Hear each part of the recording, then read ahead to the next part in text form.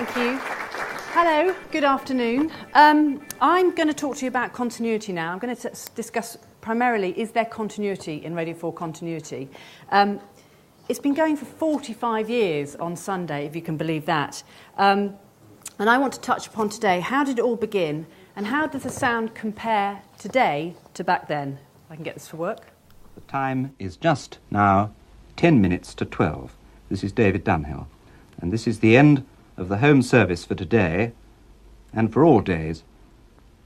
In one sense, I suppose, we're like a bride on the eve of her wedding. We go on being the same person, we hope, but we'll never again have the same name.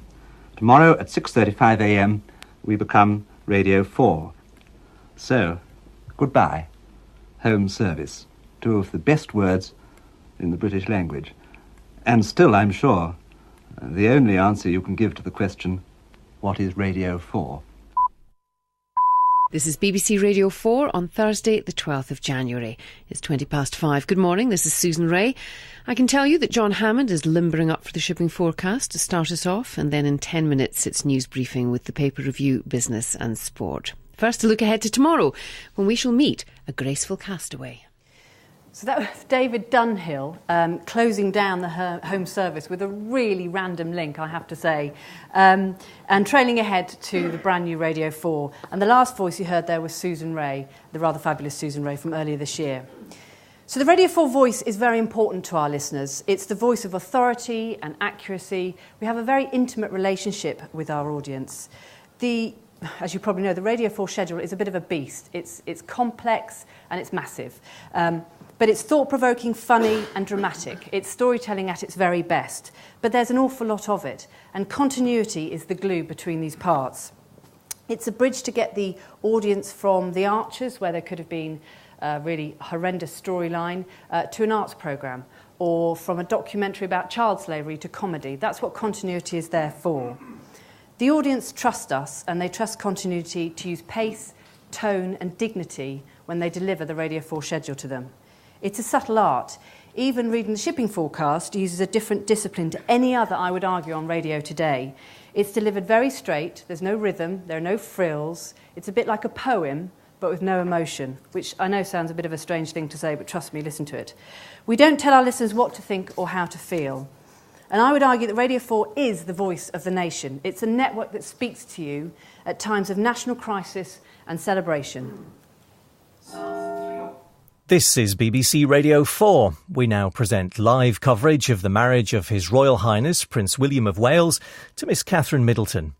Over the next 3 hours, with commentary from around the ceremonial heart of London and from inside Westminster Abbey, where the marriage service begins at 11 o'clock, we follow the royal wedding as the event unfolds in front of millions.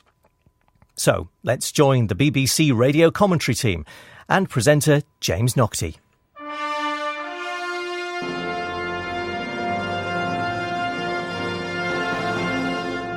Good morning. The scene is set.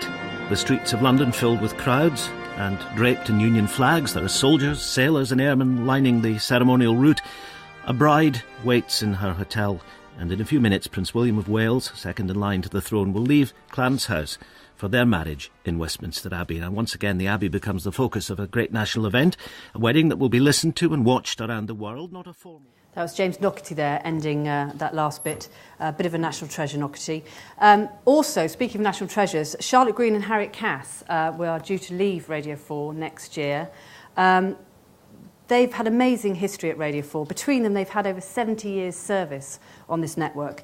And when we announced that they were leaving, the outpouring from the audience was just incredible. These people absolutely love these voices on Radio 4, even though sometimes they don't even know their names. But they represent Radio 4's values of authority and accuracy, but also the friendly nature, that friendship we have with the audience. People's perception of Radio 4 is often stuffy, it's exclusive, posh.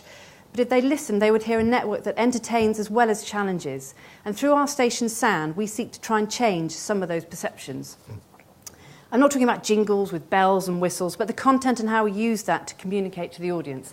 I would love to be able to enter station imaging at the Sony Awards, but I'm not sure the Sony judges would consider the pips and the shipping forecast sexy enough. Perhaps you could influence them a little bit more for me.